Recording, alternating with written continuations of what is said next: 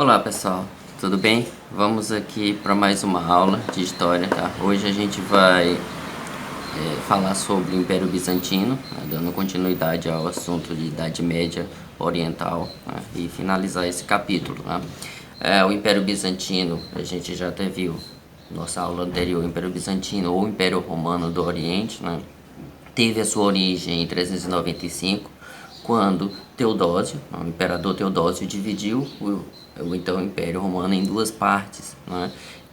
Ao contrário da parte ocidental, né, o Império Romano do Oriente foi o que resistiu por mais tempo aos ataques dos assim chamados povos bárbaros, né? Então, o Império Romano do Oriente ele sobrevive até 1453, quando Constantinopla é tomada pelos turcos otomanos, ok?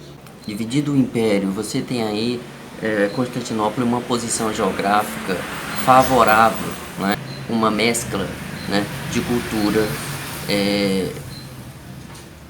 ocidental com oriental, né? Você tem aí vários elementos das culturas ocidentais e orientais mesclados, em decorrência de quê? Em decorrência da posição geográfica de Constantinopla, né? Por exemplo, a língua grega, né?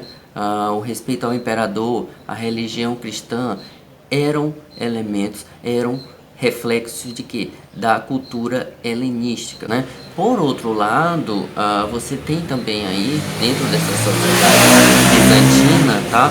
A interferência do Estado na economia, né? A subordinação da igreja ao Estado, né? O aparecimento das chamadas heresias, né? Que marcaram a influência da cultura oriental sobre o povo bizantino. Bom, e de que forma se deu a organização desse império? Bom, à frente do império estava quem? Estava o imperador, ou o chamado Basileu, né?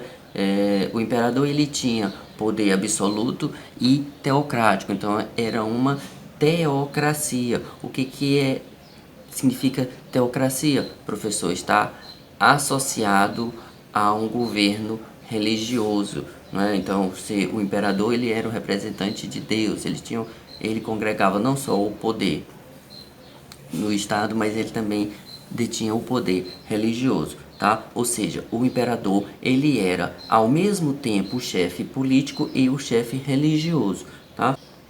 Assim, no Império Bizantino, você tem a subordinação da igreja ao Estado. E essa subordinação da igreja ao Estado, ou seja, esse caráter de teocrático no Império Bizantino, ele tem um nome, ele denomina-se de quê? De cesaropapismo, tá bom? César vem referência aos romanos, né? Vem de César, e papismo referência ao papado. O imperador, ele, por congregar tanto o poder político quanto religioso, ele carrega essas duas congrega essas duas dimensões, né? O de César, o líder político, e o de Papa, o de líder religioso. Então você tem aí cesaropapismo, ok? Então, o imperador, ele nomeava os governadores das províncias, os prefeitos, os seus auxiliares diretos, né? Ministros, tesouro da guerra, serviços de comunicação, esse quadro administrativo, né? O qual o imperador era responsável por organizar, geralmente eram preenchidos por elementos da nobreza, tá? Então, os nobres é quem estavam ali permeando esse campo administrativo, tá bom? Uma das maiores preocupações administrativas do império era o que? Era a cobrança de tributos, tá? E por quê? Porque a cobrança de tributos resultava no sucesso das campanhas militares, né? As diversas campanhas militares empreendidas pelos bizantinos. Bom, como eu citei as campanhas militares, né, a gente tem que falar o quê? Da expansão do Império Bizantino. Por quê? Porque havia um objetivo posto a princípio, que era o quê? Recuperar as terras e reconstruir o antigo Império Romano. Vamos lembrar que o Império Romano do Ocidente já havia caído, né? Então só perdurava o Império Romano do Oriente. Então os bizantinos eles tinham essa proposta, eles buscavam esse objetivo, né? Reconquistar as suas terras, aquelas terras que haviam sido perdidas pelo Império Romano e reconstruir todo o esplendor do Império, né? E por isso, Justiniano, que governou de 527 a 565, empreendeu diversas campanhas militares no norte da África, na Itália e na Península Ibérica. Bom, no quesito jurídico, né, no direito, a maior realização de Justiniano foi o que? A revisão e codificação do direito romano, tá? Onde ele convocou os principais juristas bizantinos, tá? Para que publicarem o Corpus Juris Civilis, o Código de Direito Civil, e que era dividido em 4 partes. Você tem aí o Código, né, o Digesto, Novelas e Institutas. Né? De 1 a 1, o Código era uma reunião de leis romanas publicadas desde o governo de Adriano. O Digesto, compilação dos trabalhos de jurisprudência. Novelas, os decretos de Justiniano e seus sucessores. E as Institutas, uma espécie de manual de direito para uso dos estudiosos. Bom, em decorrência, né, dos gastos com as campanhas militares, o imperador se vê obrigado a fazer o quê? A aumentar a cobrança de impostos. Esse aumento de cobrança de impostos, ele gera revoltas populares, né? Então ele gera insatisfação popular. Então você vai ter aí o surgimento de um contexto, uma série de revoltas populares, né? Uma delas, a revolta de Nica, né? Foi uma revolta de grande parte da população de Constantinopla, que estava descontente justamente com essa cobrança pesada de impostos, né? De tributos e em geral, esses tributos eles eram cobrados de forma agressiva. A revolta ela teve início no hipódromo da cidade. Vamos lembrar que os bizantinos empreenderam uma política parecida com a que os romanos fizeram, que foi a política do pão e circo, tá bom? Que era o que? De distrair a população por meio de eventos patrocinados pelo Estado. A economia bizantina, bom, apesar de ser conhecida pelo comércio, né, a sua economia ela era de base agrícola. No entanto, a gente já falou sobre a sua posição geográfica, né? Então, devido a essa posição geográfica, os bizantinos tiveram como base também de sua economia o comércio, tá? Por quê? Por causa das rotas comerciais entre o Oriente e o Ocidente. Essas rotas que eram importantíssimas, né, para o comércio entre ocidentais e orientais.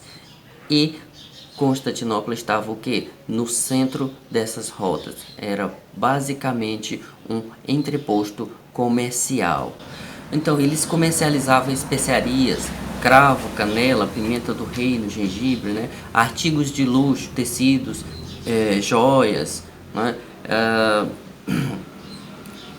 todos esses produtos, eles eram, como é que eu digo, eles eram armazenados em Constantinopla e posteriormente eram distribuídos na Europa por comerciantes italianos, né? Havia intervenção do Estado na economia, né, impondo regulamentos ao comércio e à indústria, dedicada especialmente aos artigos de luxo e reservado para si o monopólio de cunhagem de moedas. Bom, existiam grandes disparidades sociais dentro da sociedade bizantina. Então estamos falando aqui agora vamos falar um pouco sobre a organização social, né? Então você tem aí uma sociedade dividida em elite, camadas intermediárias, camadas pobres e escravos, tá? A elite estavam ali os banqueiros, os grandes mercadores, os donos das oficinas, os grandes proprietários de terra, tá? E também os altos funcionários públicos. Vamos lembrar lá no início desta aula eu enfatizei que a organização administrativa do Império estavam a nobreza, né? Então você tem aí os altos funcionários públicos como sendo parte dessa elite bizantina, né? Nas camadas intermediárias, pequenos comerciantes, artesãos, funcionários subalternos, rendeiros, tá? As camadas pobres, nós temos os trabalhadores urbanos e os servos, né? Aqueles que trabalham na terra.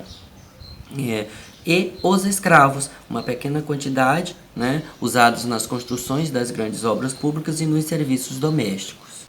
Bom, a religião, né? A religião dominante na sociedade bizantina era a religião cristã. No entanto, a gente já enfatizou a mescla de elementos orientais e ocidentais, tá?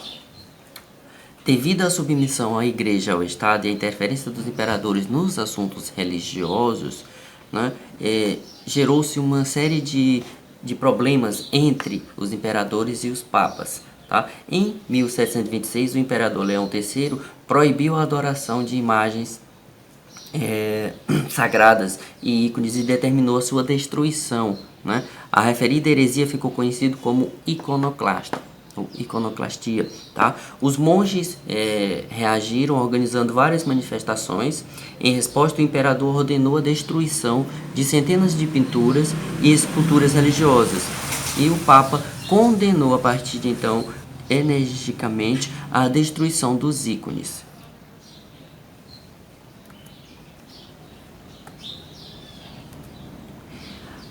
Nesse contexto é que se dá o cisma do Oriente, o primeiro grande cisma da religião cristã, né? A partir daí, as divergências entre o imperador e o papado, elas acabaram por provocar em 1054 a separação definitiva das duas igrejas, que receberam o nome de Cisma do Oriente, surgindo assim a Igreja Católica Apostólica, liderada pelo Papa, e a Igreja Católica Ortodoxa, liderada pelo Patriarca de Constantinopla.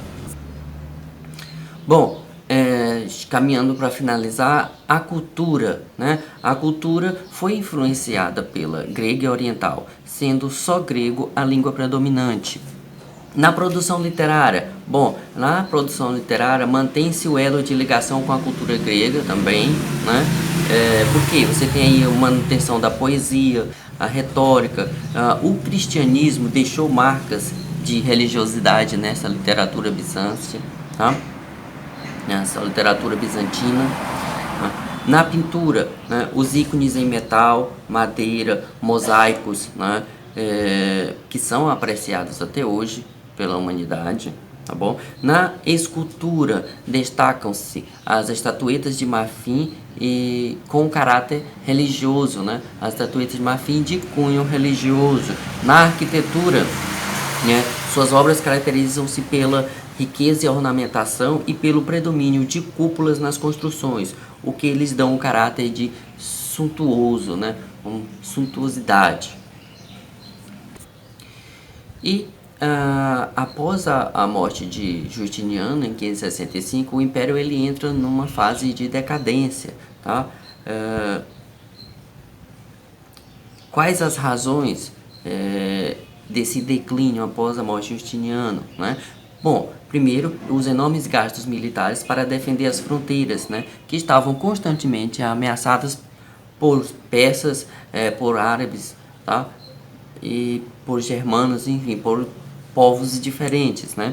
Outra, as violentas disputas pelo poder entre civis e militares. Outra causa, a intolerância religiosa e a incompetência de vários dos seus governantes, tá? E, por fim, o final político do Império Romano ele ocorre em 1453, quando os turcos otomanos eles tomam Constantinopla, né, comandados pelo sultão Maomé II. Bom, pessoal, por hoje a gente conclui a aula e conclui assim também o capítulo, mas a gente não encerra as discussões. Nas nossas aulas online a gente vai continuar as discussões e nas nossas próximas aulas nós iremos revisar os dois capítulos já vistos, tá? No intuito de